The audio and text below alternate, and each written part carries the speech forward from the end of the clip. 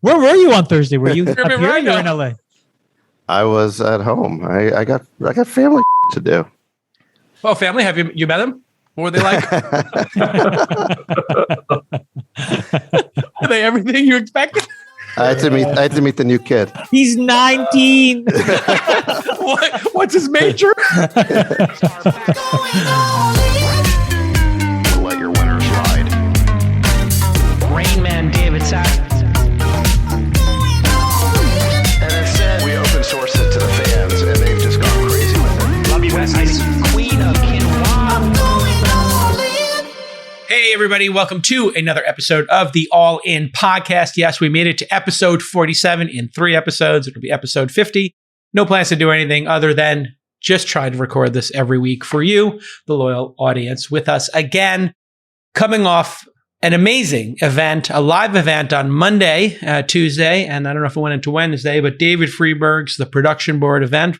We recorded our first live All In. It seems like it went well on an AV basis, and the audience seemed to enjoy it. What was the feedback, Freeberg? So, half the room were scientists and they'd never heard of this podcast before. And they were like, what the hell did we just show up to? It's like, who are these 4 guys on stage drinking this wine, talking about politics for an hour and a half? And dropping F-bombs. And dropping F-bombs. And there was a little bit of kind of seasoning we had to do afterwards to get everyone kind of comfortable. But actually, it was fantastic. People loved it. You guys were the highlight. And I thought it was super fun to do that in person. I don't know what you guys thought. It's cool energy. It's super cool energy. It was great.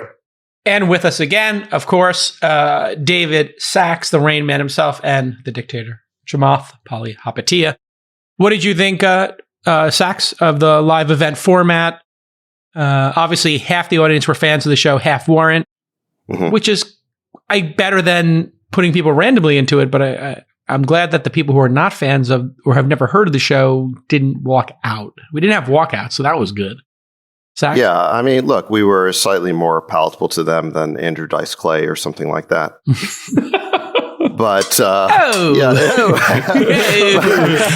welcome to the production board. Oh, I got a run for you. It was a good change. The production board. Event that started. Jack and Jill went up the hill. I smell something. I think Zach's farted.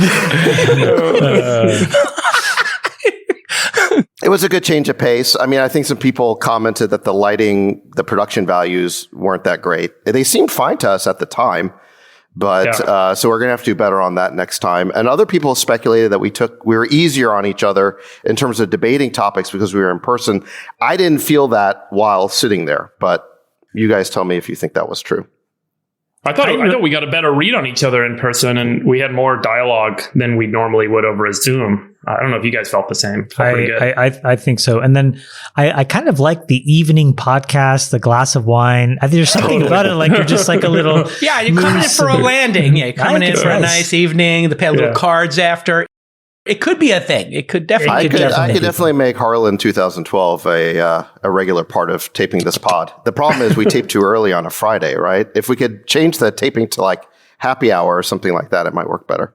Oh my God. A Harlan 2012. What is it? That's a good bottle of wine. Oh my God. Even J. Cal knows that. Look at him pretending. I know that one. Pretending to be a man of the people. It's the one with the round label. I know it. I know. I'm looking at it right now. Oh my Lord! Some of those go up in value. Those things are looks like as high. Do you guys think we could do a pod $75 where we like record after playing poker for 2 hours? So you're 2 hours into the wine and poker, and then you record? Wouldn't work. No way. Yeah. No way. It'd be too. I think the wine, yes. Poker, no. Yeah. I think for a first time, the audio was great. So that's job one is to get the audio great because 99% of consumption happens that way. To do I like the line of light in Friedberg's face. For the that was great. The comments were all commenting. It was my wife who actually got up and fixed that. Like no one else of the crew, the dozens of people working there did anything about it. My wife stood up and fixed the curtain. Dude, without Al, you would be nowhere. Be nowhere in life. She's a great person. And what was the empty seat about between me and Chamath? I mean, there was an empty... That was if we wanted to bring up a guest. So unfortunately, all the people's names that were written on that piece of paper, our quote-unquote besties, did not show up on time. Yeah, right. Exactly. Yeah, no Bill Gurley, Bill Gurley, Sky Dayton didn't come in. Yeah. They all showed up at like 9 o'clock. Yeah, and there may be a reason for that. Yeah, They're I not our heard best that actually was the back channel. Sky Dayton, the back channel was Sky Dayton, and somebody else waited outside because they knew they might get pulled up. I got that from. You're gonna have to beep his name out. Yeah, it's your first time saying his name on the Sky Dayton. He's not gonna want. No, he's not gonna want his name mentioned on Sky this pod. Are you kidding me? He's been on my podcast. He's been on This Week in Startups. He's one of the first 10 guests. Okay. That was the last press appearance he did. Was 11 years ago. He literally does not. I mean, everybody knows who Sky Dayton is. Earthlink founder, Boingo founder. Everybody of our generation, but it's amazing how quickly the tech crowd moves on. So true. There's a famous story actually when Mark Andreessen met Mark Zuckerberg for the first time. Zuckerberg didn't know that Andreessen had created Netscape. I'm not even sure he knew what Netscape was. I think he said something like, "I created Mosaic," and he's like, "What's that?" Oh, right, Mosaic, yeah. So Well, it's that's like, fair look, enough, look, in the tech industry, we're all concerned about the future. No one pays a lot of attention to history. Do you guys feel like Not at last all. generation's entrepreneurs and investors at this point? Well, some of us are still currently creating things, Freeberg. I mean, what do you think? Whoa! What are you trying to? I can't mention the name of the app as per Here we our go. anti-promotion rules, but I have recently launched a new product. You could download my app. Redacted. But there's not a lot of kind of long careers in Silicon Valley, right? A lot of people kind of have because Creating products. Well, you consistently have kind of if you have asymmetric success, right? You have these kind of like big bursts, and then it's a different kind of life. You don't go kind of push again for the next hard entrepreneurial project. Typically, not everyone, obviously. Mm-hmm. And then you end up seeing like a generation kind of die out, like Web 1.0 and Web 2.0, and then you don't see them again. You also see it in venture, right? 80% of them. I mean, some people, venture, yeah. I think there's a lot of truth to that. And I worry about this with my own kids, that I think deprivation creates motivation. Totally. Especially to do something as hard as create a company, create a startup. Creates motivation. Welcome to David Sachs's infomercial. No. I mean, look, I think, Thank you for coming to my TED Talk. That leads to fornication. Beep. Beep. Our friend Beep has a saying that sort of became famous when Elon then repeated it, which is that creating a startup is like staring into the abyss and eating glass. And it is really hard to create these companies when they're successful. And so not a lot of people want to do it again once they've reached that point. And, it does take a certain amount of, like I said, deprivation, to do this stuff. Totally agree. Which is why giving everybody the participation trophy and trying to make people's lives as easy as possible. I mean, yes, you don't want to deprive people on the one hand, but on the other hand, it does often lead to good things. Totally agree. We're seeing a bit of a dry run of this. If people believe that, they have UBI or the government's going to take care of them, I would be fine with UBI, everybody getting a little bit of money. And if it was a safety net, the only thing I worry about is it seems like a little bit of money, if you're clever, means you could never work.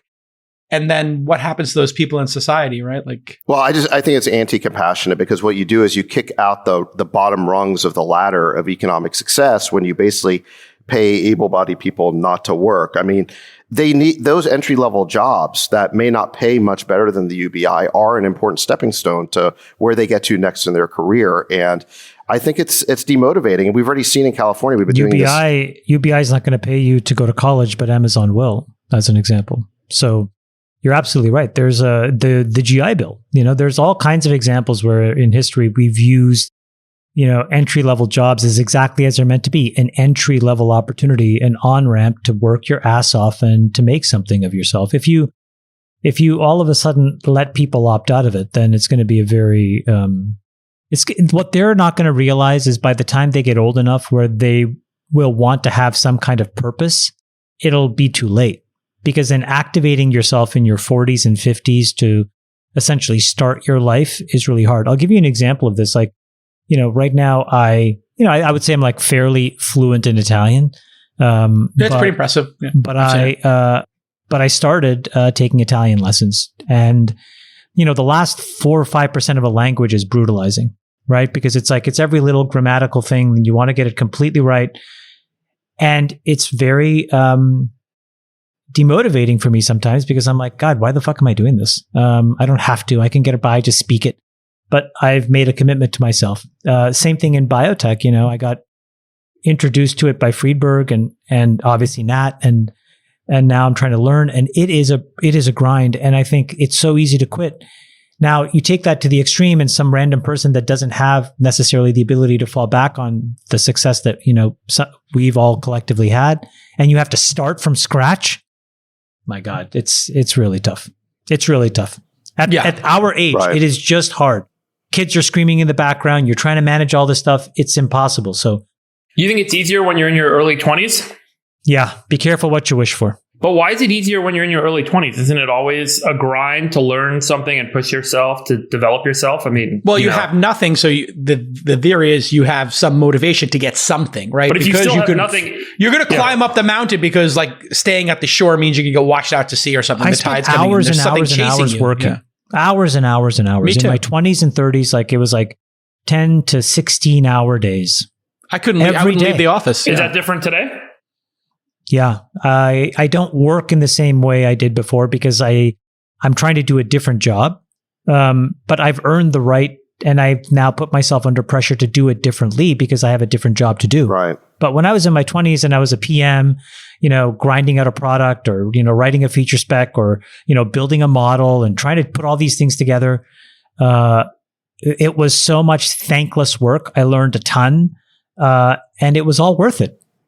Right. I was about to ask you, do you regret it or not? Yeah. No, look, this is the thing about work. This is the thing about work-life balance that the people are always complaining about. People who are working too hard don't realize is that, yeah, you want to think about work-life balance, but across your entire life. I mean, one of the things you'll do in your 20s is work much harder to set yourself up to where you want to be in your 50s.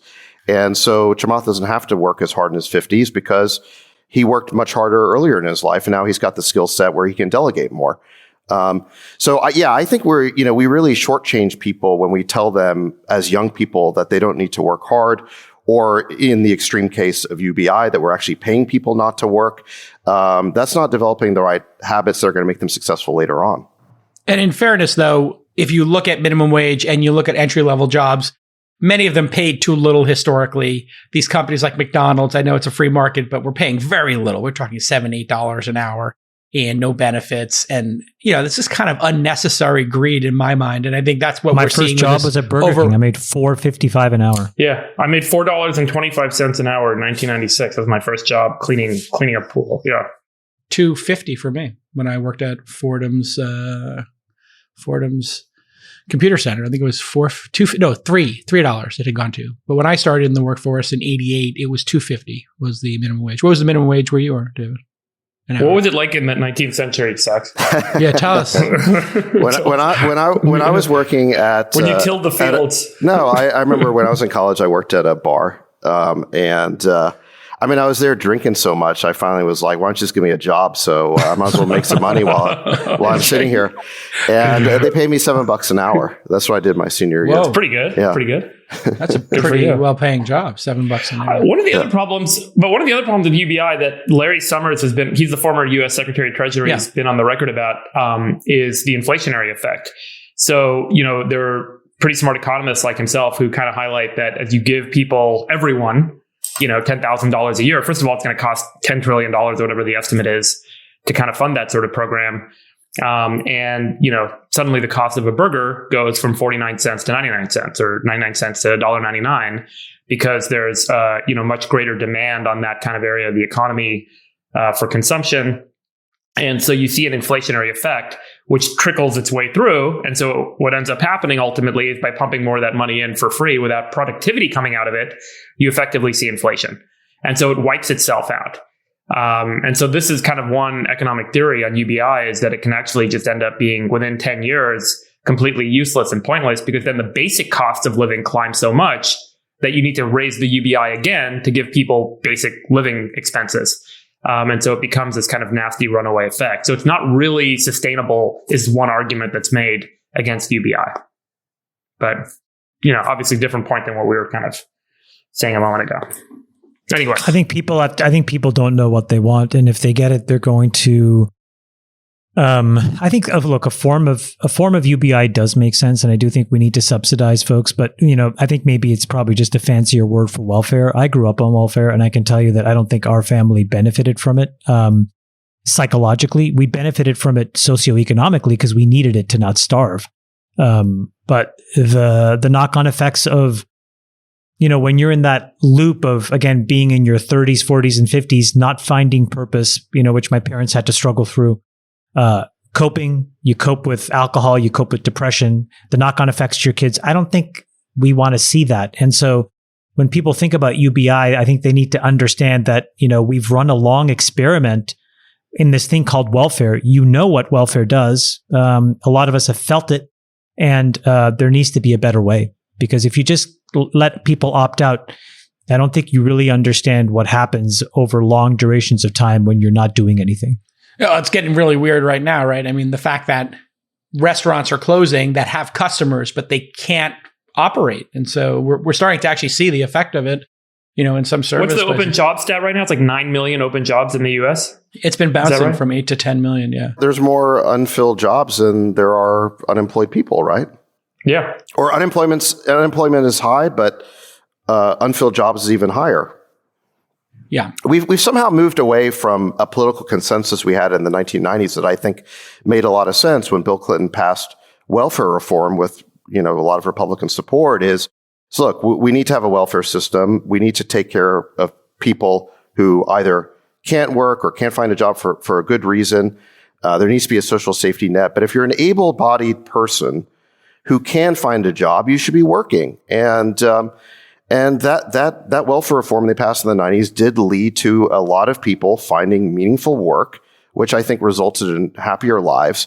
And somehow we've moved off that political consensus that everyone kind of agrees, yes, social safety net, but able-bodied people should work, to now we have this it's really an elite ideology of UBI, which is, look, we're going to pay people not to work, which I just think is sort of like un-American.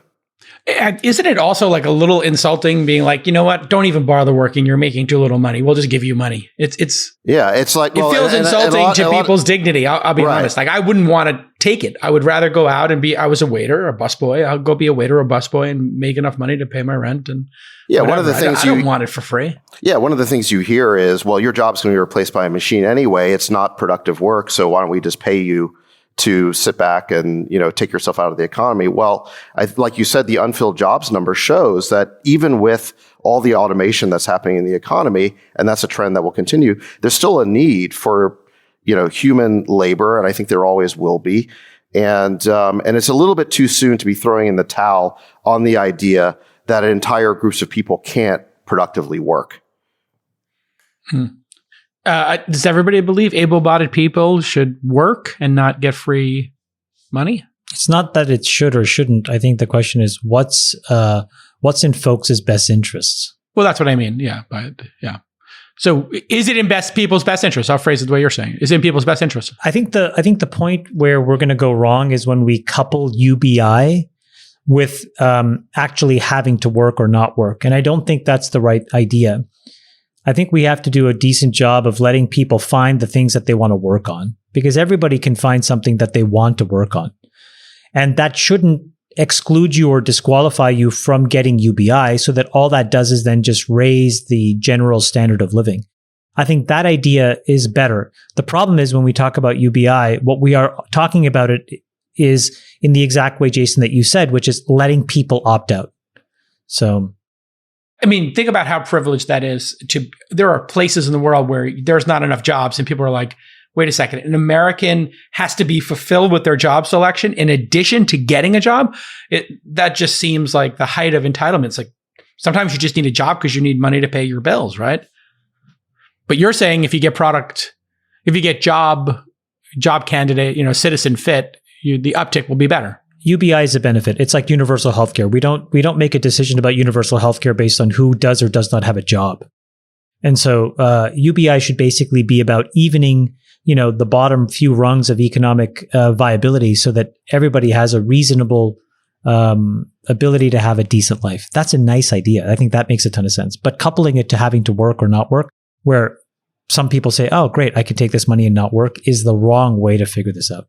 We're talking politics. Why don't we shift to the recall?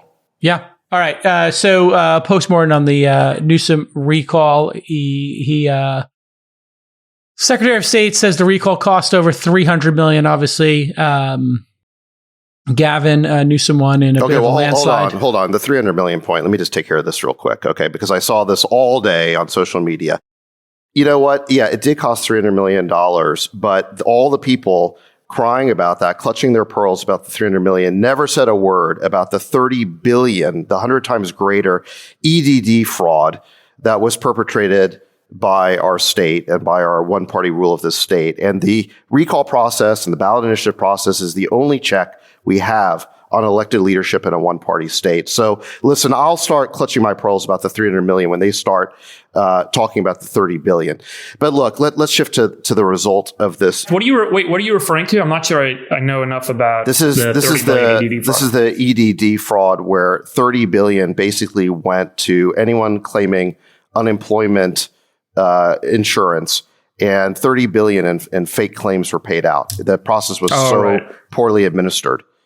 So, I mean, people were just creating fake addresses. They were just sending in claims from anywhere, and $30 billion went out. So look, I mean, that's the kind of incompetence and corruption that we have in California. So, Zach, your point is that because it's a single party state where the Democrats have supermajority in the assembly and obviously have the governorship, that the only mechanism for the minority, the Republican Party, is to kind of run recall. Not the Republicans, just us as citizens. I mean, look, let's remember how the recall and the ballot initiative came to be, that process. It actually came from progressives early in the 20th century who said, we need the people to have some direct democracy because special interests might usurp the electoral process and get control over all these elected representatives. And frankly, that's exactly what's happened in the state of California. But the people who, have that power are progressives. And so they want to amend or abolish the recall process. But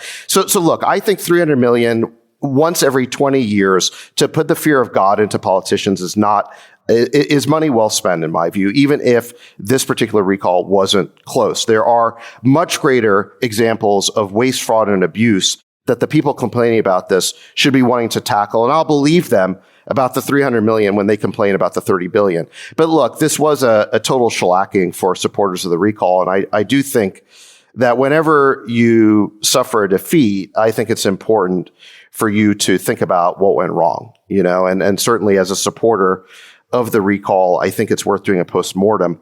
I think, any political party when it loses needs to do some introspection. And so what went wrong? Well, I think a couple of things. Okay. So if you go back to the polls a month ago or so, it was a dead heat. We even had that shock poll that Newsom was down by 10. And then what happened? Well, the Republican Party basically consolidated their support around Larry Elder. Prior to that, you kind of had this amorphous blob of 5 different candidates who didn't have a lot of name recognition. They were pretty moderate. They were a hard target for Newsom to shoot at. Once the Republican Party consolidated around Elder, it provided a very convenient and rich target for Newsom to shoot at. And so you would have to say that tactically, the Republican Party made a mistake there. Now, I understand why they did it. I mean, Elder is smart. He's charismatic. He appeals to that base. But he's not the moderate candidate that like a Schwarzenegger was, or that Chamath, I wanted you to run. And so Falconer was sort of that candidate. And so you kind of had a choice on the Republican side between a moderate candidate who wasn't very charismatic, which was Falconer, and a very charismatic candidate who wasn't moderate. And it really played into Newsom's hands.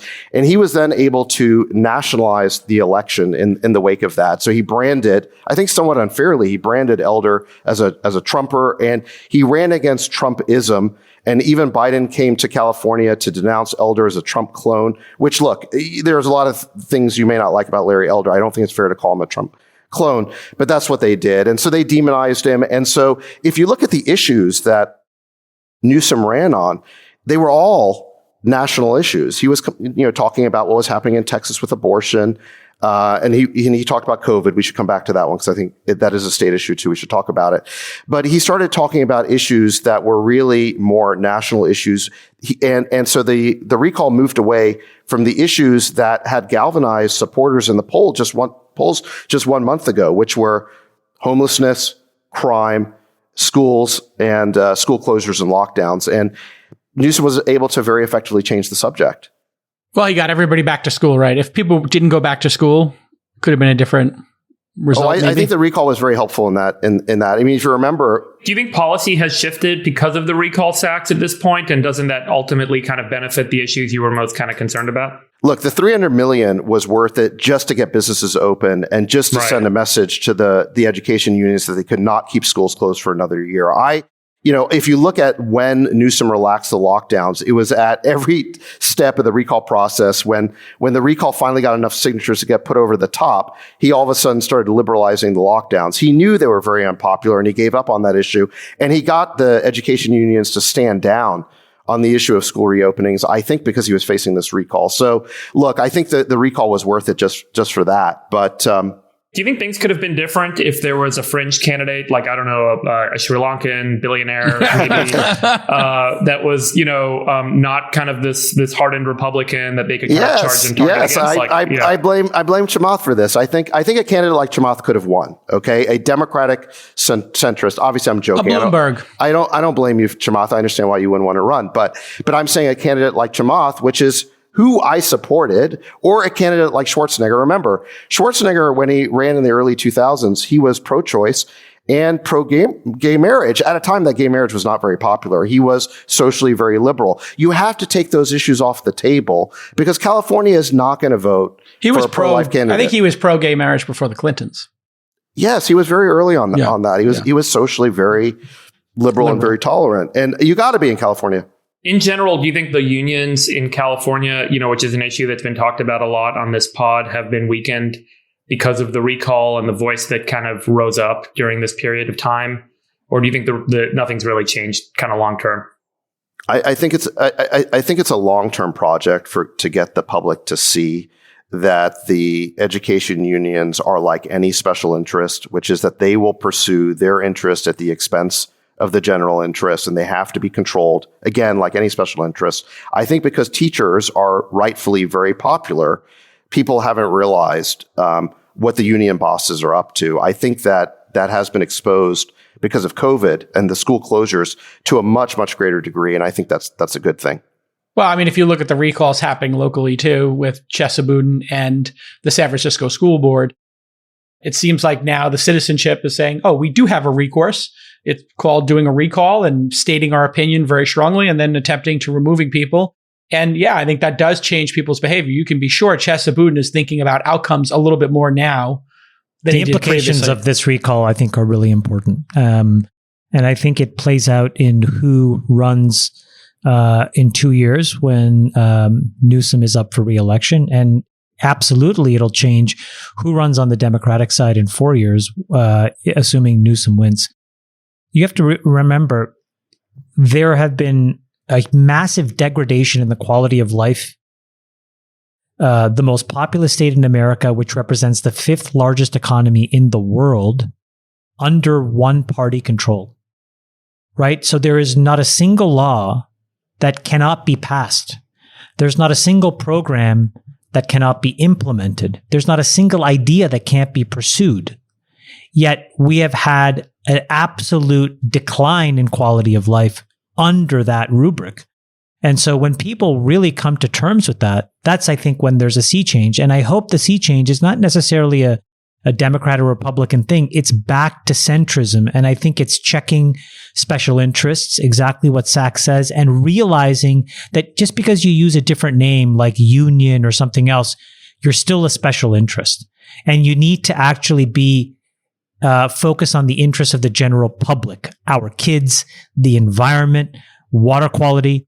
And if you can't walk into a state where everybody up and down the ticket is on your same team and get shit done, it's a really tough report card. Yeah. I'm just super uninspired by these guys. Like, where is their audacious plan for California? Has anybody stated like an audacious, like, here's what this state is possible? No. And here's what's possible. We could be the best economy with the greatest education system, and we can build 1 million units of housing. Should that be the role of the state government? I mean, like, should the free they're in market competition. kind of They're in competition with Florida and Texas. They have to compete for business and citizens. And if it's not done at the state level, we're going to have to rely on the federal level. And we know that doesn't work because we have 50 states that are increasingly more diverse every day. So the whole idea with the Constitution and the founding fathers was like, we have this incredible startup, but over time, I think we've decided that, this startup is an umbrella organization of 50 other startups. It's a holding company. And there'll be these small little, rules and differences amongst these 50 states, and that'll allow us collectively to thrive. So, Sachs, you put out a tweet. Oh, sorry, go ahead. No, I think we want to believe in that idea. Like, there is no savior. You know what I mean? There's no savior for 350 people, and there's barely a savior for the 60 million people in California. But it's not going to happen by just throwing your hands up in the air and expecting some president to come around, because that's just too hard of a problem. Each state has to act like the citizens and be, just rugged individualists who are self-sustaining and resourceful. And this state is not self-sustaining, resourceful, or ambitious. And it's falling behind Texas and Florida and other competitors. So, Zach, we're in a competition. You put out a tweet saying Austin or Miami. Are you in the active transition phase, or where are you at? Well, I don't know. I mean, we'll see. I think the trend line in California is not good. I think what you've already seen in the days since the recall is that Gavin Newsom has now laid out the strategy for all progressives in, like, even from San Francisco to anywhere in the country, of how they're going to run. And what they're going to do is this, that no matter how bad things get in terms of crime, in terms of homelessness, in terms of quality of schools, in cities and states that they have complete control over, they're always going to campaign against Trump and Trumpism. And they're going to demonize and otherize whoever the candidate is on the other side as a Trumpist, whether they are or not. That's going to be the playbook from now on. And this is where I think the attacks against Larry Elder were very unfair, is before he even had a chance to define what he was about. You had publications like the LA Times calling him the new face of white supremacy. I mean, it was like unbelievable. But Black Klansman. They basically try to make him out to be a black, which, look, he is not. Okay. Larry Elder's a libertarian. Maybe his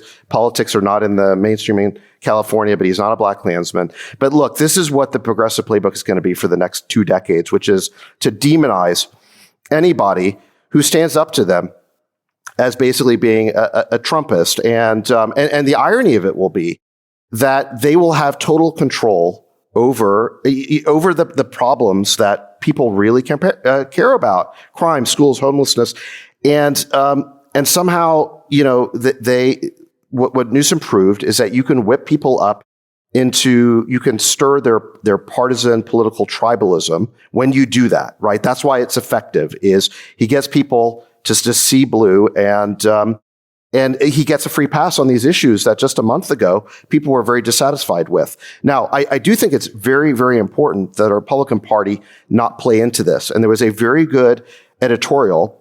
I think there's I was about to say, how come the Republicans are still pursuing a Trumpian, they're screwing framework? Up. They're screwing up. Stupid. They are. Look, they're so dumb. It's a really stupid strategy, and there's 2 things they got to fix right away. Okay, so number one, Rich Lowry from National Review had a piece in Politico where he said that this election, the stolen election myth, has become an albatross for Republicans. They have to get off that.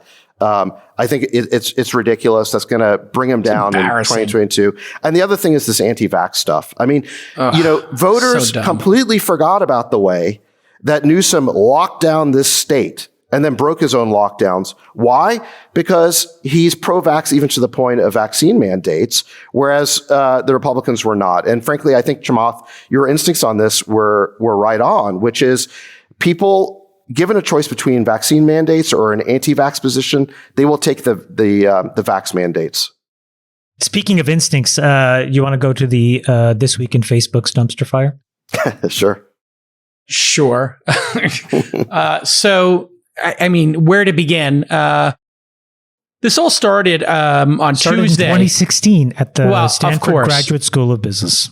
Okay, well, we'll get to your victory lap in a moment. But just to cue up this past week, on Tuesday, the Wall Street Journal reported that Facebook conducted in-depth research on the impacts of Instagram on children's mental health from 2018 to 2020. But they never made the research public, nor did they make it available to academics or lawmakers who requested it. You will remember that last year or earlier this year, Facebook started floating the idea of Instagram for kids. So in addition to having this research, which they didn't share, and here is the slide from a presentation. It seems like the Wall Street Journal has somebody inside of Facebook giving them everything, literally. But here is the quote from presentation slides from 2019, internal Facebook presentation slides. We make body image issues worse for 1 in 3 teen girls. Teens blame Instagram for increases in the rate of anxiety and depression. This reaction was unprompted and consistent across all groups, according to the Wall Street Journal. And Instagram obviously is a juggernaut, over 1 billion monthly active users, and over 40% of them are under the age of 22. This is a really interesting issue because this is probably the first example of a broad-based public policy, public health issue that tech has created, not necessarily amplified, right?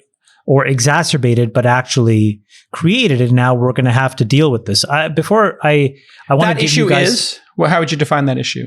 Well, I think it is a public health issue if you have mental illness, a large percentage of a cohort of our population subject to mental health issues and eating disorders. That's not a good place to be, right? I don't think that's what we want as a healthy society. In a healthy society, our daughters, and it's probably, by the way, it's probably not more than just our daughters. It's probably our sons and daughters that are going through these issues. The question is now about, is it really a public health issue? If you know about it, what responsibility do you have to do something? And before I opine, I just want to give you guys a little bit of data and just get your reaction. I actually want to go back to what's called the Tobacco Master Settlement Agreement. And the Tobacco Master Settlement Agreement was entered in November of 1998. Originally between the 4 largest U.S. tobacco companies, Philip Morris, R.J. Reynolds, Brown & Williamson, and Lorillard, okay? And the attorney generals of 46 states. And essentially, it was an agreement that basically said, okay, we're going to net all these Medicaid lawsuits together. We're going to hold these folks responsible for the downstream implications of the product that they've been selling our kids and our, adults population without the proper disclosures, et cetera, et cetera, et cetera. What happened before this tobacco MSA in Big Tobacco, though, was there was about 800 or 900 private claims that were filed from the mid-50s all the way to the mid-90s. David knows all this because he made a movie about this.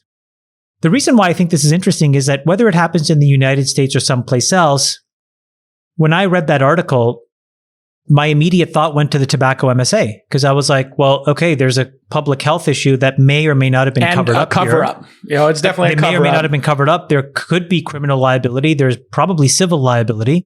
If you're, a mother or father who's lost their kid to an eating disorder or to depression, suicide, anxiety, bullying, suicide. And I think the article in the Wall Street Journal yesterday was about like human trafficking. I mean, these are some horribly complicated, gnarly issues. To me, that's how I connected the dots. So I just love to hear. Well, I mean, who's the Jeffrey Wigand in this case? I mean, this is literally the movie The Insider. Like somebody's leaking these documents out. There's a deep throat inside of Facebook. Yeah. Well, yeah. And that's what the Brown and Williamson was really about, is that somebody had the studies from the 70s of when, correct me if I'm wrong, David, when the tobacco industry knew and did nothing and covered it up. And then they had the whistleblower. So do you feel this is exactly analogous, Sachs, or how close to analogous? Are we taking too big of a jump here? Well, this idea that social media is as bad for you as cigarettes has been around for several years now. And I've always wondered whether that was a hyperbolic claim. I mean, can it really be the case that using Facebook is as bad for you as lighting something on fire and sucking its carbonized ash into your lungs? I mean, yes, I think there's like a kernel of truth here in terms of, yes, it does exacerbate body image issues, but I don't believe that Facebook or social media created those issues. I mean, these issues existed before, and what Facebook does is connect people in a more intense way than they were connected. And so it might intensify some of the social dynamics that already existed, but I don't know that it created them. And if you're going to blame Facebook for this, There's a lot of other places you could blame too. I mean, why don't we blame the Met Gala? Look at all those beautiful people. Well, we have had actually blame on the fashion industry for making unrealistic body types and the magazines, and they self-regulated. Yeah, my kids can't wear the full body stocking to school that Kim Kardashian wore to the Met Gala or whatever. I mean, and they're upset about that. So should we ban the Met Gala? Or, I mean, let's look at all advertising. I mean, all advertising just about focuses on unrealistically beautiful people. And what about TV and movies? I mean, Hollywood tends to cast people who are better looking, or even the people reading the news off teleprompters. I mean, so this like body image and self-esteem issue is everywhere in our society. And I think what social media does, as it does in so many of these cases, is really just hold up a mirror to our society. And it's not, and yes, there's a lot of bad stuff happening on social media, but that's because there's a lot of bad stuff happening in our society. Well, here's one thing, David. There have been other industries that have influenced this, but I don't think that they were as pernicious and as frequent in their use as social media. When reading a fashion magazine or watching TV, like slightly different than an interactive version of that you might use for 5 hours a day, like TikTok or Instagram. And I just dropped in an image into the Zoom chat there about suicide rates in the United States. And this chart you'll see goes up to 2018. And right around 2006, when we were at 11 suicides, I think per 100,000, you'll see from 2006 to 2008, we go from 10 or 11 basically suicides per 100,000 Americans, all the way up to 14, a 40% increase. But what's your evidence? That correlates directly with social media becoming part of what we're doing here. But what's your connection to what's happening? I mean, is that among teens? I mean, what is that? This is overall suicide rate. So I just think social media and the anxiety it produces could be actually having it. I'm open-minded to that. Can I clear up one thing, Sachs? I think that your argument would be reasonable if the first part of your argument made more sense, and to me it doesn't. And when you don't think that smoking and looking at your screen for an hour a day are the same, let me just, from my perspective, explain to you why they are the same. Whether or not you're ingesting something into your lungs or whether or not it's your eyes, at the end of the day, you're still activating physiological pathways. Okay, there are specific chemicals that are being created through smoking, specific chemicals that are created through how your brain and your mind is reacting. And all of these things, when you're bathed in these chemicals for long periods of time, have known deleterious consequences. Some manifest in tumors, which then result in cancer. You die, lung cancer, cigarettes. But what we're learning is some of these things result in long-term imbalances of these critical hormones and chemicals you need in your brain to stay healthy. And that results in anxiety or the propensity to overeat or the propensity to then throw stuff up. And so I would be careful about not assuming they're not physiologically the same. I actually think they're more similar than different at a core physiological level. It's just that we're not used to the fact that something that is equivalent to looking at a screen could actually do that to you. I guess the question is, what's the threshold for regulatory intervention? If someone did this at the scale, let's say there was a social network that had 100,000 users, and people were actively using the social network every day and having body issues or whatever the consequences claim might be. We're about to find out. Are we going to end up creating kind of a regulatory framework across all of these things? And I think that this goes also to the point of scale, because at the end of the day, if you end up starting a business and you're not successful, you don't really kind of find yourself in the sort of framing of, well, what are you doing wrong? All of the companies that scale, the assumption is they did something wrong in order to get to that scale. Roll off both Sachs's former colleague and obviously famed investor now at Sequoia Capital, said that he only invests in businesses that pursue one of the 7 deadly sins, because those are ultimately the things that consumers kind of increment their consumption of. There has to be a 7 deadly sin driver, underscoring the success of any business that sells to consumers.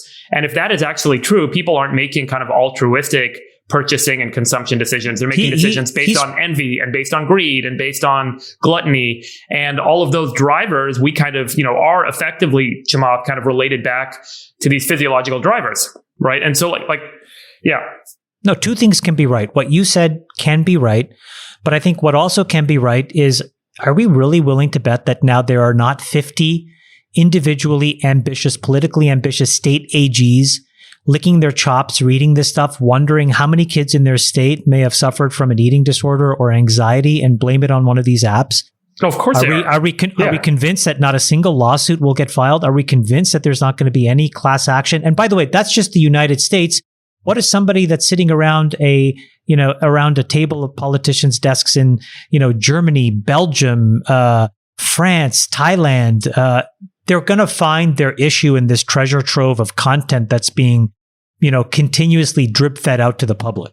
I guess my point is that this is today's issue, and business success ultimately over time in consumer markets will always ultimately be driven by products that have at scale deleterious effects on the consumer market. And those deleterious effects will be a result of some sort of kind of addictive or negative kind of consequence that arises when folks use these things frequently. And the market figures out how to optimize the utilization of products to increase revenue, to increase profit. And that's what a free market does. And I'm not saying it's right or wrong. I'm just pointing out that there isn't, in my opinion, something unique here. I mean, Coca-Cola is the largest beverage company in the world. They sell 40 grams of sugar and 12 ounces of water. And everyone buys that and they feel great from that. And the sugar creates this addictive problem. Now we've got an obesity epidemic. And I'm not blaming Coca-Cola, but that's the general trend in CPG over the last 50 years, increasing sugar, increasing salt, and then health consequences arise. The difference is that this is not sugar, which is a generic compound. This is, for example, no different than when Purdue Pharma started to make fentanyl. It's a really great drug. It has incredibly superior advantages. It's used for a lot of very important things. When that spilled over knowingly to a level of abuse, and I don't think it was a lot of abuse, but there was enough that essentially was overlooked in the building of a business. It started with state AGs who stepped in, and then it basically ultimately drove a federal agreement, states agreements, a master settlement agreement around fentanyl, and then Purdue essentially disgorging all the profits that they made. So you're right. Free markets should act in however way they're going to act. But when those free market operators themselves are producing data that shows that, oh shit, hold on, something could be going wrong here, then I do think that politicians will step in, regulators could step in. I mean, what's crazy here is, the FDA could actually act. Like if the FDA is willing to act on JUUL, what is the difference if the FDA says they feel like, let's just assume that somebody in the FDA says, we feel like we should have a responsibility to think about mental health and eating disorders. But that's the slippery slope, right? What's the threshold, right? At what point do they say, no, we're not touching this? And at what point do they say, yes, we are touching this? Because at the end of the day, any successful consumer product will have some degree of deleterious effect. And this is why we have to have some perspective about it. So in preparation for the segment, I asked my 11-year-old daughter, I know, Jake, how you don't think I talk to my kids, but actually... I made no joke. No joke. I was thinking of 3 or 4 funny things. Did she ask you if you were the FedEx guy? She was like, who are you? Why are you in my room? Security! So the first thing she said is, who are you? And after I said, I'm your dad. And the second thing she said is, I don't use Instagram. I'm like, okay, well, what do you use? She said TikTok. I'm like, well, the worst. So I'm like, well, what do you use TikTok for? And she said, well, I watch dance videos. And I'm like, well, I've been reading press articles that say that the only thing on TikTok is sex and drugs, and that it's bringing you into a vortex of that. And she said, I don't watch that. I watch dance videos. And then smart as a whip, she said, the only people who end up watching that are the ones who keep indicating, she didn't use the word preference, but she basically said that they keep getting that stuff because they like it and they keep getting fed more of what they're watching. So look, I think we have to have a sense of perspective about this. At the end of the day, products like Facebook and Instagram are ways for people to share content and consume content from people they follow. I mean, that's basically it. Now, is there a lot of bad shit on there? Yeah, because there's a lot of bad shit in the world. And should Facebook be trying to control this stuff? Absolutely. But I don't, at the end of the day, think it's cigarettes. If they banned kids from using TikTok and Instagram until they were 16 years old, would you be opposed to that? Because I don't let my kids use it, and I have an 11-year-old daughter. I wouldn't let her anywhere near. We have a complete moratorium TikTok. on that. No social media is our rule. I can't believe you let your kids use social media. I mean, I'm not passing judgment, but are you crazy? I mean, like, all they use it for is to watch dance videos. So, But I think Sachs's point is an interesting one, which is, based on what your daughter said, that is effectively what's going on. It creates an acceleration of the natural evolution of these markets that historically may have taken, call it 50 years for everyone to want to watch. MTV didn't emerge for 60 years until, there was kind of radio and television broadcast signals. And then everyone said, you know what, I want to watch rockers dancing on stage and going nuts. And whatever the kind of consumer demand was, it eventually evolved there. What's happening in social media is within seconds,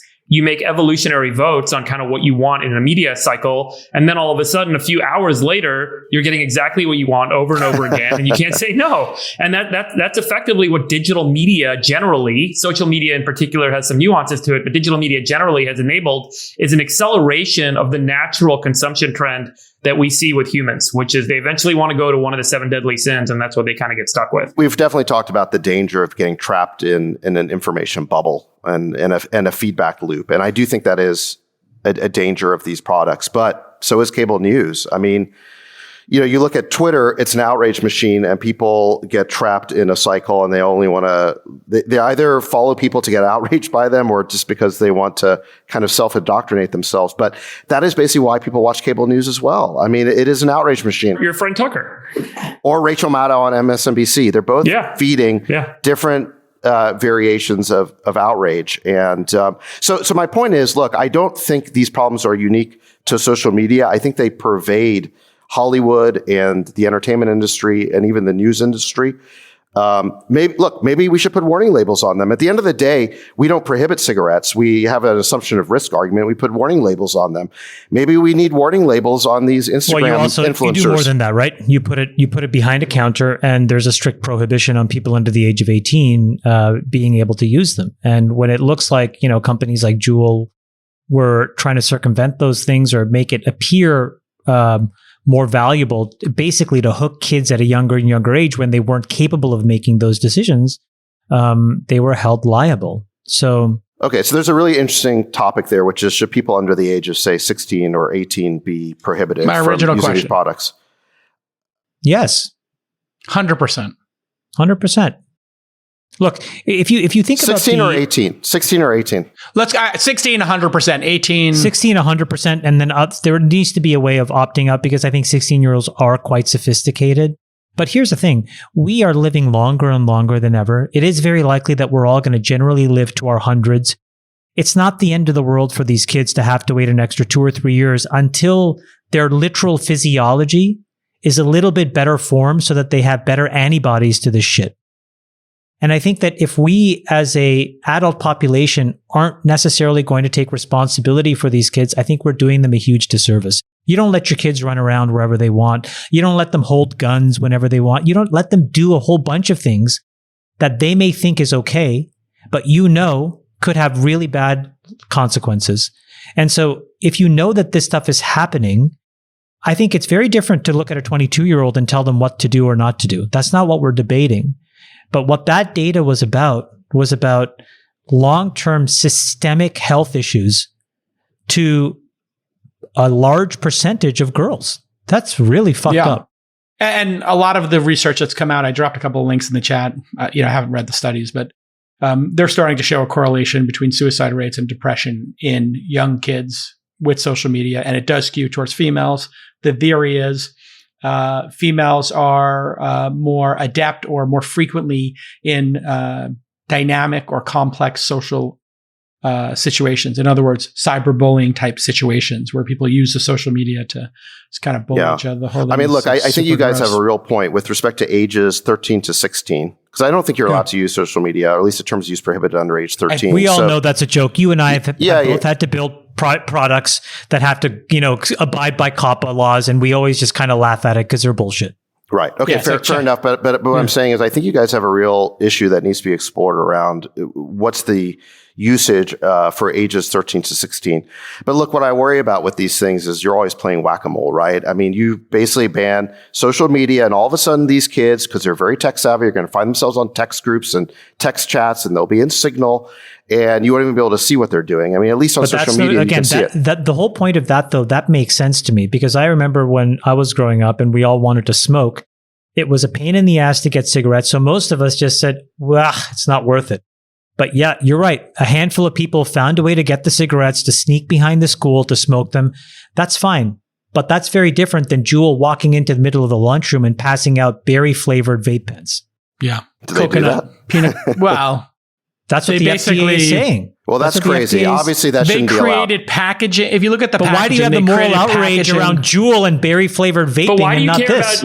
why do you care about JUUL, or why should we generally care about JUUL and not care about soda companies making 40 grams per 12 ounces of sugar, which is truly dangerous and damaging to the health? Because we've been drinking soda for a long time, and we've already accepted it. So we've it's allowed ourselves to accept it. We smoked cigarettes for a long time, and then we had this kind of, tobacco moratorium that's now kind of, shut out smoking. But Freeberg, if you said right now, COVID is a disease of the old and the obese, you would be canceled. Like, somebody tried to say that recently. That's not my point, Jake. But the point is you're talking about, like, people are very sensitive about this obesity thing. And the second you say, like, we need to monitor it for you, well, they need to make 40% of Americans with type 2 diabetes or whatever the stat there's also personal freedom. And do you want to drink a Coke Zero exactly or my water point. And so if you have personal freedom, why should some regulator tell you what social media tool you should or shouldn't use? We're not debating that. How that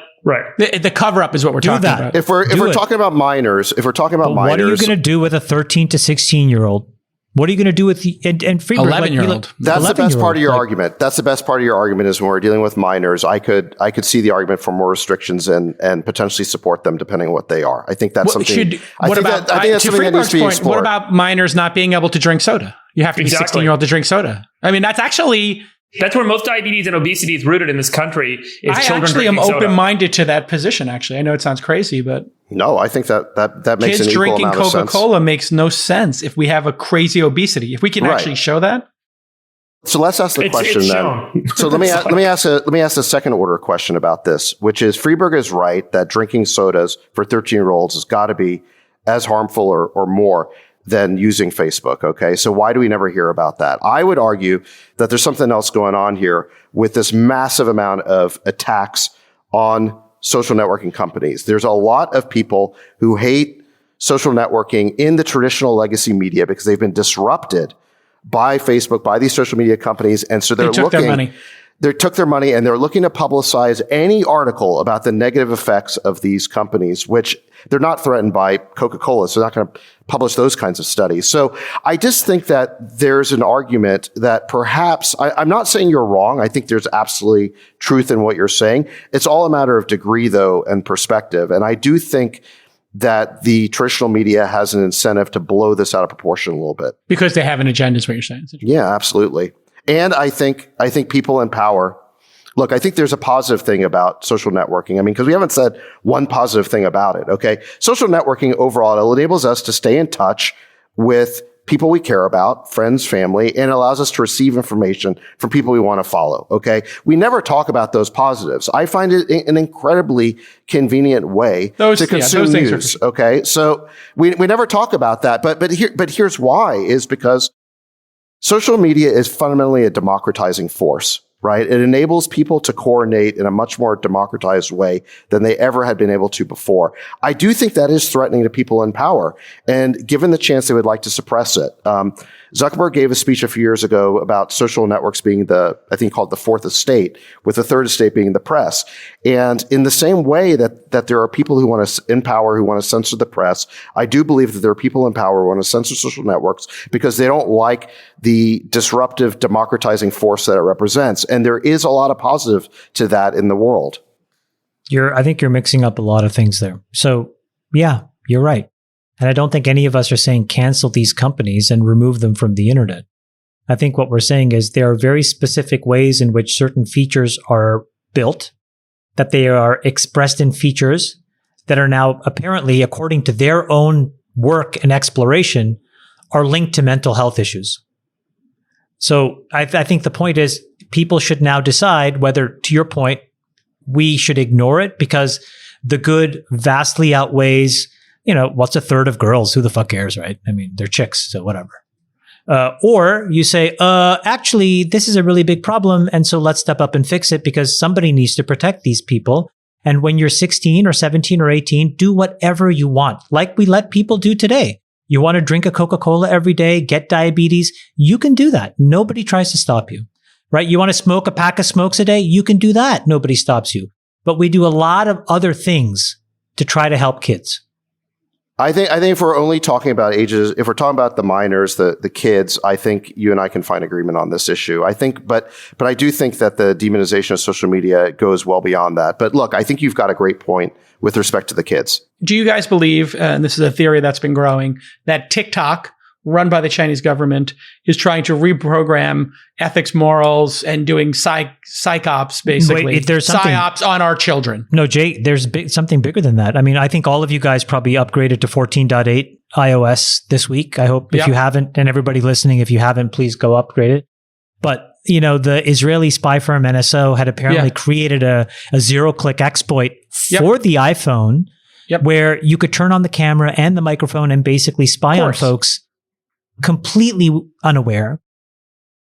And, Jason and I were talking about this and I think, Jason, you were the one that said it. You're like, yeah, we've been living with that with TikTok for years. It's not as if, NSO just licensed it randomly to the Saudi government. I mean, this tool has been available for a while. So to your point. But do we think that the Chinese government, TikTok, are trying to program our children to be more deviant and to create social unrest? And no. You don't think that they're trying to steer them with the algorithm towards bad results because they're not letting their kids play video games? No, I think if you look at that Wall Street, did you see the Wall Street Journal article that I just sent to you guys?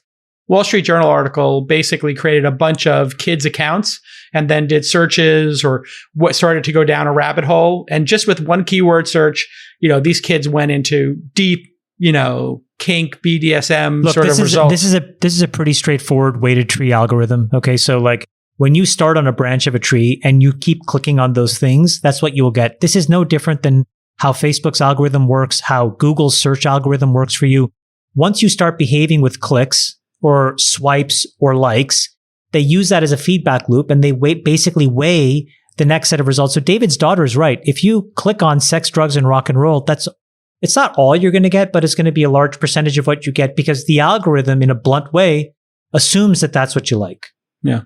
So I'm not sure that this is repeating anything that's so, it's pretty obvious that that's how it should work if they want to have maximum utilization. Well, the thing that's slightly different about TikTok is, in Facebook or Instagram, you build your feed and Twitter, and then it serves it up algorithmically. On TikTok, it uses the entire corpus. So if you do one search for a keyword, now it's not just a subset of what your friends posted in some ranked order.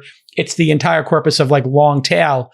And so what they show in this TikTok is like how quickly a child who just types in one keyword can have their feed be 90% drug use and, sadomasochistic, whatever you're into, sex. I don't know.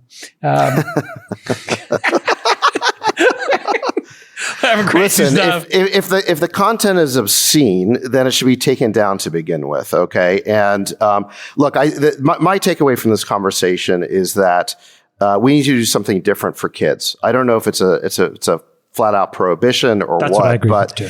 But look, so the TikTok algorithm thing, if you want to keep seeing more and more content related to something, fine. The algorithm is going to give you more and more of what you want as a consumer. But maybe for kids, there needs to be some guardrails around that. And we don't direct kids towards certain kinds of content around, sex or drugs or violence. I have to constantly remind parents, like YouTube, kids should not use YouTube because it goes really to crazy dark places. Oof. And there's kids YouTube.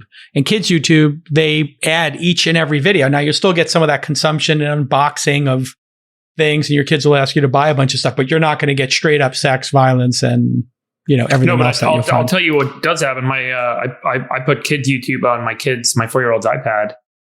And then the other day she said she saw some like scary horror thing on there and she couldn't sleep and she woke up in the middle of the night. Because, if we're not doing our job as parents, curating the content and curating what our kids are doing, and we're leaving it to this app, we're totally effed.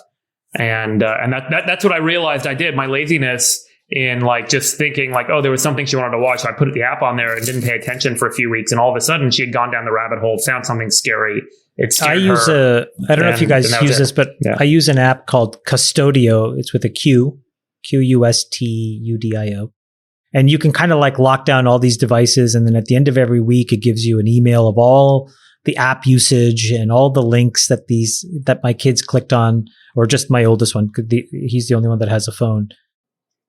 But that's nice. And you had a discussion with him about that, like, hey, yeah, it's and a the privilege rules to and have like, this, and yeah, it's going to tell me what you do. But I agree, it's still super, super hard. But this is why I think you need to have some blunt force instruments right now. And my blunt force instruments are: you're not allowed to have, the ones that they're not allowed to have TikTok, Snapchat, Facebook, Instagram, Twitter. Yes, hard no. And the only reason we allow YouTube is because a lot of the school links are to videos inside of YouTube. And so you can't lock it down. But that's why I use this Custodio app to see what they're watching on YouTube. Even then, though, it's not perfect. By the way, this thing that just came from the Pentagon is a total Friday news drop. I mean, talk about a Friday news drop. We don't know what you're talking about. U.S. military acknowledges Kabul drone strike killed 10 civilians, including 7 children. Eesh. We knew this. They're just confirming something that had been exposed. By the way, New York Times did excellent reporting on this. Excellent reporting by the New York Times. Mm-hmm. That was incredible journalism. I mean, did you guys see that? They were like watching frame for frame of like a video. Then they were like going to Google Maps. They were comparing colors of cars. They were looking at sides of buildings. Incredible reporting by the New York Times. It was really it's obviously a tragedy. It was the final debacle of our Afghanistan involvement. This was a foreign aid worker who actually, he was there as an aid worker, and they had him on video loading up his car with plastic jugs of water, and somehow they thought these were explosives or something like that. And he was doing his errands, and then he comes home, and they hit the car with, a massive missile from one of these Reaper drones, and it kills him as well as, it's basically 10 members of his extended family, including 7 children.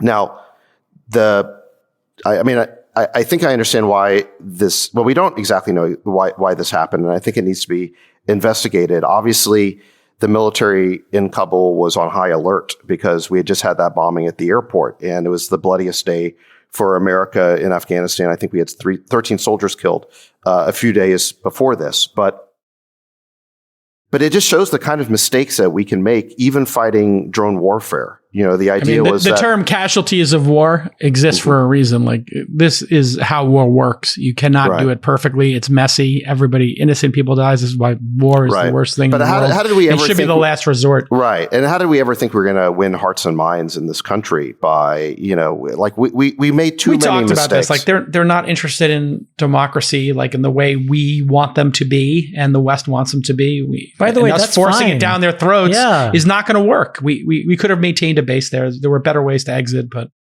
let's fix the schools in California first. Yeah, I think that'll ultimately, I think people are going to forget those images of people on planes and just think, thank God that's over. I think now that there hasn't been 20, and hopefully there's not another 9/11. All right, let's wrap with Ellen Powell wrote a piece for the New York Times op-ed section on sexism in tech, using the Elizabeth Holmes trial as the main example.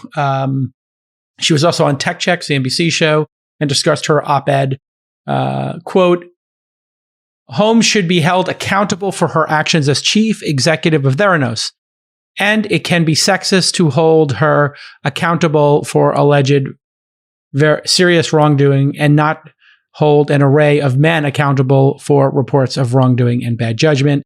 She uses Travis Kalanick and Adam Newman as examples of men who have engaged in questionable, unethical, even dangerous behavior in tech without much legal penalty, and that they both went on to start new companies. Her main example, however, of bias is tech executive Kevin Burns, who is the former CEO of JUUL, JUUL, who helped the e-cigarette vaping company raise $12 billion, but he left JUUL amidst a lot of legal blowback. And just this past week, with a bunch of cash.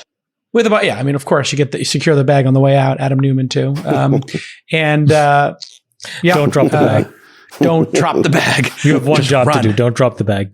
Yes, run, but do not drop the bag. So, she mentioned other stories like Juicero. If you guys remember this company, A couple of years ago, they raised $100 million pre-launch, right? It was a juicer that, was supposed to juice I enjoyed vegetables. my juice from my Juicero. Yeah, but the claim that they made was that inside of the packets was like fresh vegetables, and this thing squeezed the fresh vegetables and fresh juice came out. And it turns out that the bag was just filled with juice. And so I think the bag was filled with shaved vegetables or whatever, but you could squeeze the bag. You could squeeze All it did was squeeze the bag. So it was already pre-juiced, is what Olivia Zalewski, who's now Olivia Peterson. It was she basically she kind of made a whole video and put it on Bloomberg. They had juice in these packets, and they were telling people what they thought fresh were juice. So they could have opened the jar. Sorry. Or they could have put it into a machine and paid $7. They squeezed the juice, then took that juice, put it in a bag. That was supposed to be fresh vegetables. And then sold that as fresh vegetables to then get juiced. And they charged $8 a bag for this stuff. And who invested in that? Who invested in that? Who wrote the $100 million? Google Ventures. Anyway, a lot of people invested in this thing. It was a huge, better for the planet story. But it turns out that the hardware didn't work, and then they ended up kind of faking it till you make it. It was very similar to Theranos in the sense that there was a piece of hardware that made a claim that wasn't necessarily true. And granted, no lives were at risk in this particular case, but some might argue lives were at risk in the case of JUUL. But I think, you see this a lot more in these kind of hardware, and particularly in life sciences companies. There's a business like Zymergen's a good example, right? It's very hard tech, very deep tech. Josh Hoffman did an incredible job fundraising, raised a $400 million round from SoftBank, took the company public. Then they go public, and a few weeks later, they're like, oh, wait, sorry, we don't actually have any product or any revenue. And we talked about this a few weeks ago, and the stock completely collapsed. There's another company called Berkeley Lights, which went public. And yesterday, Scorpion Capital, one of these short sellers, put out a 160-page report on these guys, showing that Berkeley Lights' product, actually, it's a hardware, life sciences hardware that costs $2 million. They've sold it into all the pharma companies. And Scorpion's saying, look, this thing doesn't work. It's a total fraud. Like, the machine doesn't do what they claim it does. Okay, but so to Alan Powell's point, is there a double standard or not? Right. And so these were all run by male CEOs, and nothing happened to them. And are they all white as well? Yeah, they're all white. All right. First of all, let's take it easy on the white guys, Chamath. It's three other white guys on the pod here. I'm asking a qualifying question. It is. So here's what I'll ask is... is this a surprise that white dudes will get a hall pass? I don't think that's a shocker. It's considered entrepreneurial failure. But when it comes to the woman that everyone, I think, was excited about seeing succeed because she was a woman, it becomes fraud. And I think Ellen... there's two different things. Yeah, go ahead. Well, is it Freeberg? Isn't there two different things between, where she obviously misled people in a premeditated way and lied to them, like taking their blood sample and then putting it in a fake machine, then doing it in the back on an Abbott machine, and then bringing the results back and making it on her Theranos Edison machine. This is literal wire for a securities fraud. In these other cases, is it people who are ambitious? If you look at the Juicero, it's kind of like, this is a stupid idea that got overfunded. He put juice in a packet and told you he put shaved vegetables in the packet and then used hydraulics, which is an actual real thing. That's actually not correct. Watch the video that Olivia put on Bloomberg a few years ago, which I just sent you pictures of it. Maybe there's a different one. What they showed is that it was already squeezed. Yes, there was shavings in there, but it was already squeezed. Like, all right, well, then that guy should go to jail. Like, take it all back. It was like a crazy story when this came out, and everyone's like, oh my God, like, it was a standard, like, hardware is really difficult. Novel hardware technology is really difficult. So you fake it till you make it. And in some cases, you launch a product that doesn't even work. And there's and this isn't just in hardware, it's also in life sciences. You see this a lot where you ship a product. I would probably say that if regulators believe that those CEOs tried to commit fraud, they would have done charges, right? Maybe they still will. They should follow up with those folks. So why do you think they went after Elizabeth Holmes, Chamath? And because it was actually there was a legal case. I think there's one really important. There are two things at play in Theranos which is different. Number one is the kinds of investors that were involved here are extremely powerful folks. Not necessarily, technology capable, but very, very well-known, highly connected people in the establishment. And the second was that they were operating in a regulated market, which has very strict laws, look, I've tried to build competing products to Theranos for years. I've been pretty public about this. I've tried 5 or 6 times. They failed every single time. I couldn't even get out of the starting line. These tests would never work with a single drop of blood. It just didn't make any sense. The only version of this problem that has been solved well is the ability to detect cell-free cancer DNA in blood, right? Using a very small quantum of blood. Companies like Guardant and Grail have actually done and built a great business out of it. But it requires extremely sophisticated machinery sold to them by Illumina and others. So if you're operating in a regulated market, the bar is higher. There is a lot more scrutiny. And then on top of that, I think she compounded it by including folks and raising capital from folks that may not have actually known and been able to diligence. And so that's the cycle of fraud that may or may not have occurred there. And she has to, or they have, there's a burden to prove that. It's very different, I think, over here in an unregulated market where you can just kind of build whatever you want. And if smart investors, look, Nick just put in the group chat. So the investors in Juicero were Google Ventures, Kleiner Perkins, Thrive Capital. I mean, these are all very sophisticated folks that, made a decision and, it's probably not the case that they were lied to. I understand why they made the Juicero mistake, because at the time, fresh pressed juice using hydraulics was a thing. And this guy said, that's what I'm going to do. I'm going to use hydraulics. I'm going to squeeze the vegetable so you get the best stuff out of it. I understand why they fell for it. Because my wife was buying that pressed... What the fuck are you talking about? My wife, Jay, was buying that pressed juicery juice in LA. You remember this trend? It's pure sugar. That stuff is pure sugar. Well, it's vegetable juice too, but it would cost like $11 because they would use so much vegetables. And I saw these presses they used. It's incredibly inefficient, but the juice tastes really great. But the thing I have a problem with Ellen Pau's story is she brings up, the harassment stuff and, this is an issue of gender, et cetera. But on This Week in Startups, I've been covering fraud after fraud. I don't know if you saw App Annie got an FCC fine yesterday. What happened, Jason? Because I saw with App Annie, they told people who were using their analytics products, building apps, there's like 8 million people, that they would never sell their data except in aggregate. And then they went to Wall Street people and said, we'll sell you the data and you can trade on it. And so, yeah. So I don't think that's like insider trading exactly, but it might be. But anyway, the guy got fined $10 million. Like that's the whole point of that's the whole point of Reg FD. The whole point is if somebody knows something, if you're a financial actor, Jason, and you know something, so like if all of us were sitting around a table, and somebody said something about a random public company, if that's not public information. If that's not known, 2 things have to happen. Number 1 is when I receive it, must not do anything with it. And that person who disclosed it needs to then file an 8K and say, oops, I accidentally said this. Right. So if this is an end around things like Reg FD, I think that's a really big deal. Well, and then I guess the question is like, what happens with people who use Planet Labs or whatever to satellite images of the Target parking lot or put people as spotters outside of Starbucks and count the people coming in and out? Is that public information? That's public. But if you have a terms of service that says one thing, yes, and you're violating that, but then you may also be violating Reg FD. So they haven't gone after people on the other side of the trade for securities fraud, but they charged him with securities fraud. He pays $10 million. I think he's in the penalty box. Can't be, be a public officer for 3 years. Then we had Headspin. I don't know if you saw that SaaS company, but Headspin was involved in just basically straight up lying about their SaaS software. Then you have Tether, the stablecoin. They've been banned from New York by the DOJ. They've been banned by the Canadian regulators for the first 2 crypto exchanges there. And supposedly the DOJ is investigating them. And then there's about 5 ICOs in New York that have been prosecuted already. So I know Ellen's saying like they're not prosecuting men, but I'm seeing them all the time. Yeah, they're just not. Right. The press is not obsessed with them because, let's face it, Elizabeth Holmes. She was weird. I mean, the voice.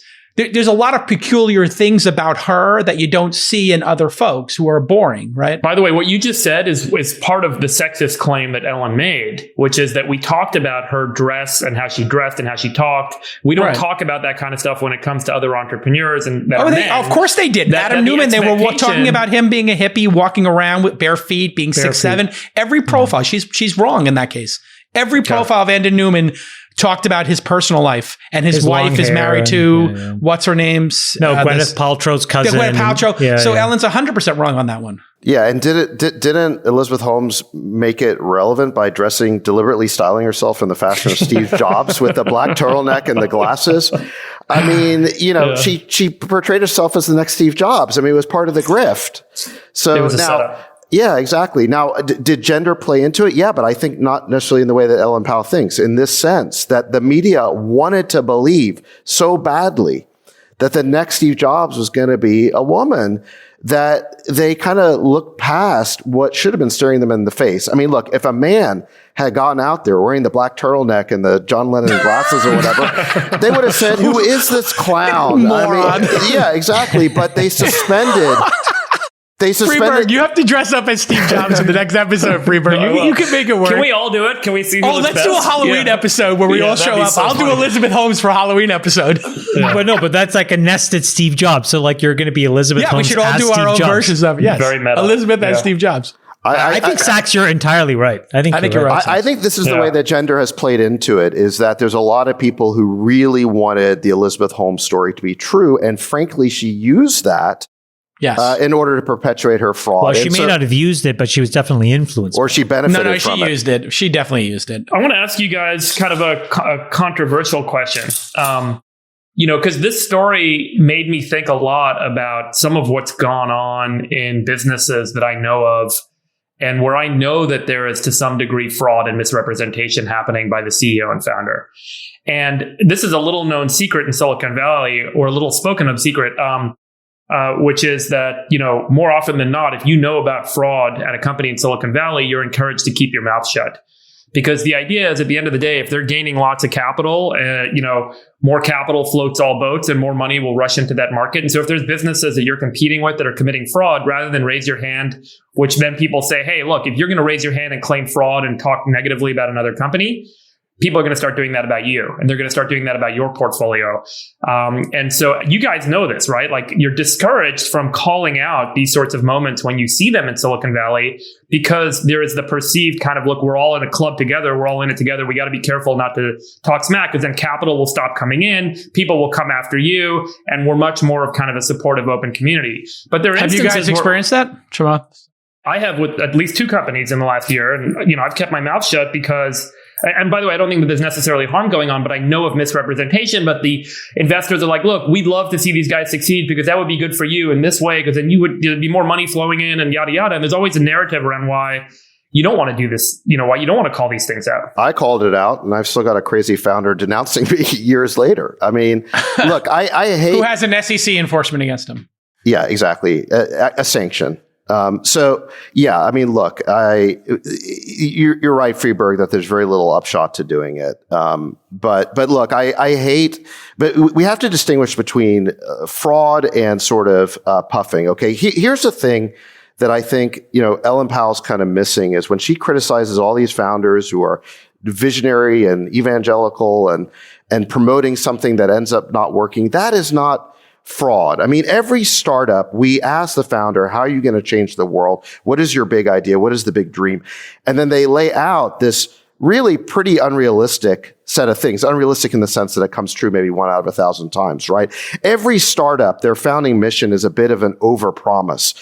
And just because it doesn't come true doesn't make it fraud. I think that a lot of people out in the non-Silicon Valley investing world would interpret that as fraud, because a founder told them something that ends up not happening, not ends up being true. Correct. And this is why it's very dangerous to take money outside of Silicon Valley, because people don't really understand this distinction, okay? Just because it doesn't work out and what you said ended up not being true does not make it fraud. What is fraud is when you lie about, I've said it before, when you lie about the past. And what Elizabeth Holmes is accused of doing by these prosecutors is, again, lying about the present day capabilities of her product and actually falsifying documents. She actually falsified documents.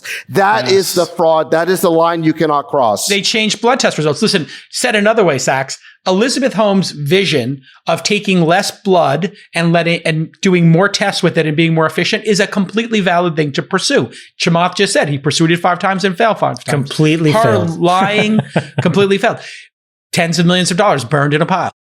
But what we all buy into here is, what if it does work 1 in 1,000 times? What Elizabeth Holmes did was she lied about the results. And not only did she lie about the results, she lied about real people's blood test results, like actual civilians. Well, I have some empathy for Elizabeth Jobs in the following way. When I was told, Steve Holmes. No, hold on. When I was told, I think I told this story. I was asking an investor, "Hey, what's the hottest company around?" This is in, 2013 or 14. He said Theranos, and there was no way to get connected to the company. So then I was like, I had heard just the bullet point: 1 drop of blood, full characterization of your, be able to do a blood test, etc. I thought this is an incredible idea. But because I had no way of getting connected, now thank God that turned out to be a good thing, I was like, well, fuck it. I'll just start my own version. I'll figure out how to do this. And Jason, as you said, it turned out to be much, much harder than I thought. And 5 different iterations, 5 different teams, and PhDs from MIT, Stanford, everything. Caltech, we couldn't figure it out. So it's not wrong to want to believe that something is possible, and it's not illegal to do that. But as David said, the minute that you tell lies about the past in order to basically then change the future in a way that shouldn't happen, that's really unfair. Yeah. It's, what do you think of the defense that Balwani, the Svengali defense? I saw Kara Swisher and some New York Times reporters and other reporters were basically not buying it. But we talked about this last time, didn't we? Yeah. I'm just curious if you have been following the trial. I think it's hard for somebody who in the moment took credit for every decision, for every piece of press, for claimed to be the Jobsian micromanager, to all of a sudden now turn around and say, no, that wasn't me making the decisions. I was under the spell of somebody else. I think that's a tough argument to make. Yeah, also, I think, this is going to come out, but she actually fired Balwani. So if she fired him, how was she? It's harder to do the Svengali defense, I think. Well, maybe they're both guilty. Svengali. Maybe they're both guilty. It could be an and, not an or. Svengali. All right, listen, we'll close on this. Mailchimp has sold to Intuit for $12 billion in the largest bootstrapped acquisition ever. We all know Mailchimp, and we all know QuickBooks. It's a huge deal. I have one issue with this, and I don't know if it's true or not, but apparently none of the employees have any equity. Yes, and that was what I was about to get to. Employees didn't have equity. However, and I've known Mailchimp for a while, for over a decade, been using the product. I know the founder had him on the podcast before. Have they been a sponsor of your pod? They sponsored in the first year, I think, or 2. And were you an angel investor? I was not. I tried to be, and he said we're never going to ever raise money. And he also apparently said he was never ever going to sell. And he was also never going to sell. They gave... He had 12 billion reasons to change his mind. Exactly. They gave him the 20%. My understanding was employees got a 20% cash bonus, and they were amongst the highest paid, in the industry. So their plan was, instead of giving people some big reward at the end, they were just distributing cash, basically. They were just distributing cash. So if you were a 150K developer, you got 30K on top. That's not an unreasonable way to run a business that has no outside investors. That and employees know that going in. They didn't go in with the expectation of equity. They went in with the expectation of a high salary and a big bonus, and they got it. I do that in a few companies that I own. I do that, but what I also do is I let them buy into the company every year. I just think that it's a good principle to have like an ownership in the business. I think you should be paying a lot of money, and we should pay cash bonuses for achieving results. We do that. But then what we also say is, if you want to buy equity, come and buy it. But you're probably right from a performance perspective, Chamath. That I don't think it's necessarily a moral obligation to do that, right? How this guy wants to run his business, up to him. Up to him. And people made the choice. Voted. Yeah. I mean, people that work at your house, you don't give them equity in your house, right? I mean, you own the house, you give them cash. Or people who play for a basketball team are not allowed to get equity in the team. But in other countries, right? I think in soccer, you can. Yes, but I think one of the best things about Silicon Valley is the fact that there's a practice of giving broad-based options to everybody in the company. And there's all those great stories about the chef at Google who got rich and the secretaries at Microsoft who got rich. And that is a beautiful thing about the tech ecosystem. It's beautiful. It's wonderful. And you never hear about that when all the press is doing is writing stories about greedy VCs and all that kind of stuff. They talk about VC, but they don't bring up the point that in these non-VC companies, the employees never end up with anything. Someone who came from nothing can afford a beautiful home and have their life taken care of forever because they work really hard at a great company they worked at. And that's the most common story, and it's never reported. But yeah. And by the way, look, there's nothing wrong with bootstrapping your company. So congrats to this Mailchimp founder for doing it. I mean, certainly, like as a investor, I have no desire. Just describe just explain what bootstrapping is, Sax. Bootstrapping is just when you don't raise outside money, and he did it himself, and he basically funded the profits. Yeah, he funded the company with the profits, which is just amazing. But here's the thing about that is he did this. He started the company back in 2001 at the nadir after the dot-com crash, and there was very little money going into new startups back then, and he managed to create this.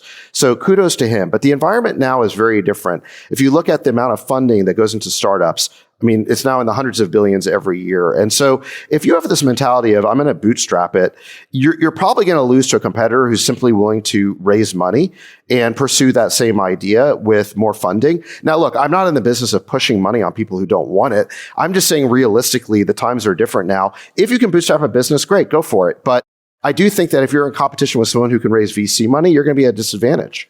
Hard to compete, you're saying. Yeah. What about AOC, what she wore to the Met Gala?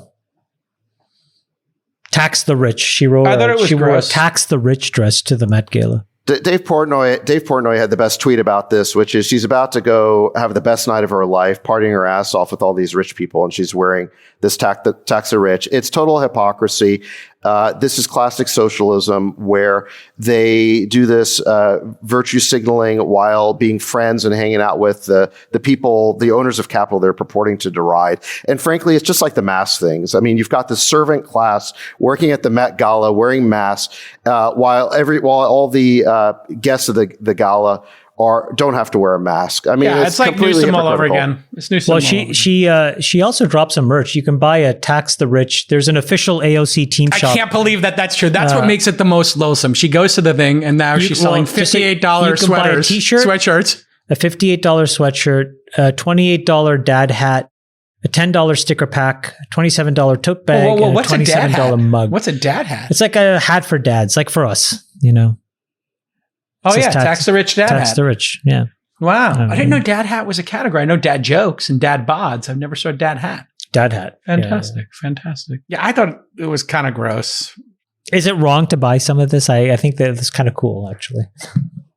I mean, the tax the rich hat is pretty funny. It's pretty cool. Oh my god, if you wore a tax the hat, the sweatshirt. I think the best thing is if I bought this sweatshirt and wore it around. Wear it on CNBC. Do your next scene. If you wear a tax the rich hat on CNBC.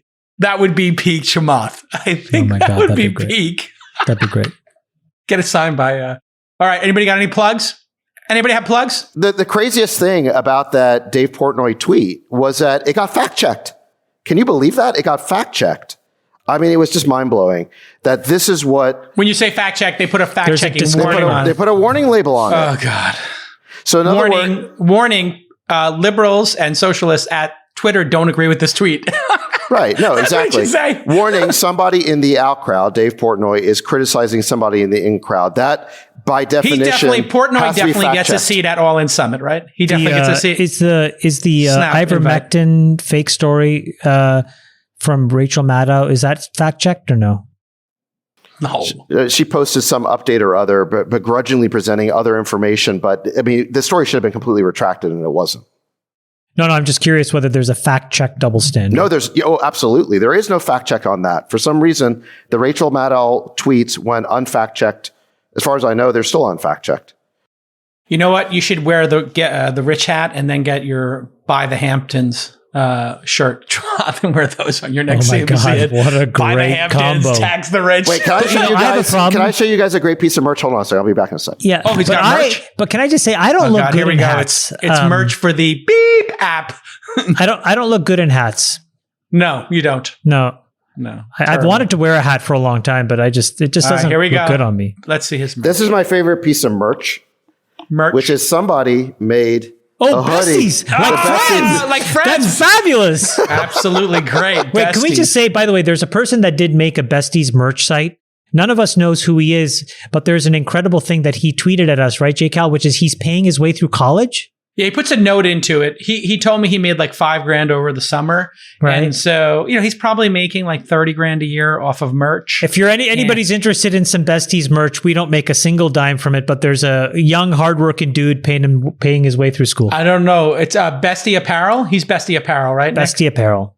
BestieApparel.com. We don't really want to encourage too many people to go crazy doing this, but this is our guy, I guess. And I mean, good for him. He's paying his way through school. Good for him. Yeah. And I think they did, the shirts that people wore on their all-in bar crawl came from that. But I really want to do the all-in summit. I'm buying this Tax the Rich sweatshirt, boys, and the t-shirt and the sticker pack. I'm going for all of it. You got me, AOC. You got me on the hook. Do they have a men's bikini with Tax the Rich on the backside? Oh for you, God, I would for buy when that. we're in Italy, I would buy that. How about we get matching Speedos? That won't let me. She won't let me. Our walk. I always threaten to buy a Speedo. She always says, we have to buy Speedos next time we're in Italy. She won't let me. And we have to do our bestie walk from pier to pier on the beaches of Italy in a Speedo. Can you imagine if that image got leaked of us in Speedos? I did a bestie walk with Sax. All right, boys, I got to go. I got to eat lunch. Bestie walk. All right. Love you, besties. Love you guys. Take care. We'll let your winners ride. Rain Man David Sack. And instead, we open source it to the fans, and they've just gone crazy with it. Love you, Besties. Queen of Quinoa.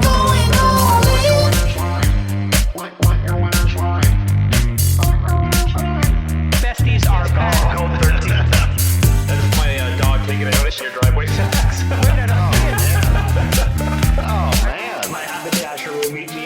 We should all just get a room and just have one big huge orgy because they're all just useless. It's like this sexual tension that they just need to release somehow.